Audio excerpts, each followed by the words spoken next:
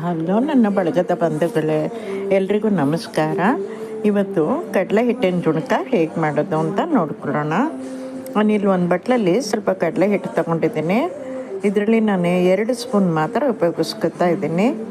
ಹಾಗೆಯೇ 1 ಎಸಳಷ್ಟು ಕರಿಬೇವು, 1 ಈರುಳ್ಳಿಯನ್ನು ಸಣ್ಣಗೆ ಹಚ್ಚಿಟ್ಕೊಂಡಿದ್ದೀನಿ, 2 ಹಸಿಮೆಣಸನ್ನು ಸಣ್ಣಗೆ ಹಚ್ಚಿಟ್ಕೊಂಡಿದ್ದೀನಿ, ಅರ್ಧ ಹಿಡಿಯಷ್ಟು ಕೊತ್ತಂಬರಿ ಸೊಪ್ಪನ್ನು ಹಚ್ಚಿಟ್ಕೊಂಡಿದ್ದೀನಿ. ಈಗ ಒಗ್ಗರಣೆಗೆ ಅರ್ಧ ಚಮಚ ಸಾಸಿವೆ, ಅರ್ಧ ಚಮಚ ಜೀರಿಗೆ, 1 ಚಮಚ ಉದ್ದಿನಬೇಳೆ, 1 ಚಮಚ ಕಡಲೆಬೇಳೆ ತಗೋಬೇಕಾಗತ್ತೆ. ಹಾಗೆಯೇ 1/4 ಚಮಚ ಅರಿಶಿನ, ರುಚಿಗೆ ತಕ್ಕಷ್ಟು ಉಪ್ಪು, 1/4 ಚಮಚ ಇಂಗು ಬೇಕು. ಬಾಣಲೆಗೆ ಒಂದು ಅರ್ಧ ಸೌಟಷ್ಟು ಎಣ್ಣೆ ಹಾಕಿಬಿಟ್ಟು ಸ್ಟವ್ ಆನ್ ಮಾಡಿ ಒಲೆ ಮೇಲೆ ಇಟ್ಕೊಳ್ಳೋಣ. ಎಣ್ಣೆ ಕಾಯುವಾಗ ಒಗ್ಗರಣೆ ಕಾಳುಗಳನ್ನೆಲ್ಲ ಹಾಕ್ಕೊಂಬಿಡೋಣ. ಇದಕ್ಕೆ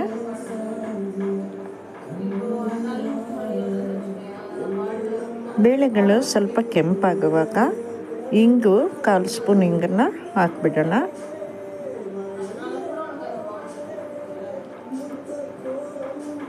ಈಗ ಹಚ್ಚಿಟ್ಕೊಂಡಿರೋ ಹಸಿಮೆಣಸು, ಕರಿಬೇವು ಹಾಕಿ ಬಾಡಿಸ್ಕೊಳ್ಳೋಣ. ಇದು ಬಾಡುವಾಗ ಹಚ್ಚಿಟ್ಕೊಂಡಿರೋ ಈರುಳ್ಳಿ ಹಾಕಿಬಿಟ್ಟು ಒಂದು ಸ್ವಲ್ಪ ಮೇಲೆ ಅರಿಶಿನ ಹಾಕಿಬಿಟ್ಟು ಅರಿಶಿನೂ ಹಾಕ್ಕೊಂಡು ಸ್ವಲ್ಪ ಕೈ ಆಡಿಸ್ಕೋಬೇಕು. ಇಟ್ಕೊಂಡಿರೋ ಕಡಲೆ ಹಿಟ್ಟಲ್ಲಿ 2 ಸ್ಪೂನಷ್ಟು ಕಡಲೆ ಹಿಟ್ಟನ್ನು ಅರ್ಧ ಲೋಟ ನೀರಲ್ಲಿ ನಾನು ಗಂಟಿಲ್ದಂಗೆ ಕಲಿಸ್ಕೊತಾ ಇದ್ದೀನಿ. ಸ್ವಲ್ಪ ಗಂಟಿಲ್ದಂಗೆ ನಿಧಾನವಾಗಿ ಕಲಿಸ್ಕೋಬೇಕಾಗತ್ತೆ.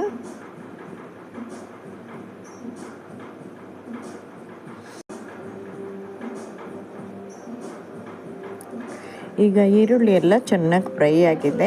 ಇದಕ್ಕೆ ನಾನೀಗ 2 ಲೋಟದಷ್ಟು ನೀರನ್ನು ಸೇರಿಸ್ಕೊತಾ ಇದ್ದೀನಿ. ಸ್ವಲ್ಪ ಉಪ್ಪು ಹಾಕ್ಕೊಳ್ಳೋಣ, ರುಚಿಗೆ ಬೇಕಾದಷ್ಟು. ನೀರು ಚೆನ್ನಾಗಿ ಕುದಿಯುವಾಗ ನಾವು ಕಲಸಿಟ್ಕೊಂಡಿರೋ ಕಡಲೆ ಹಿಟ್ಟಿನ ಮಿಶ್ರಣನ ಇದಕ್ಕೆ ಹಾಕ್ಕೊಳ್ಳೋಣ.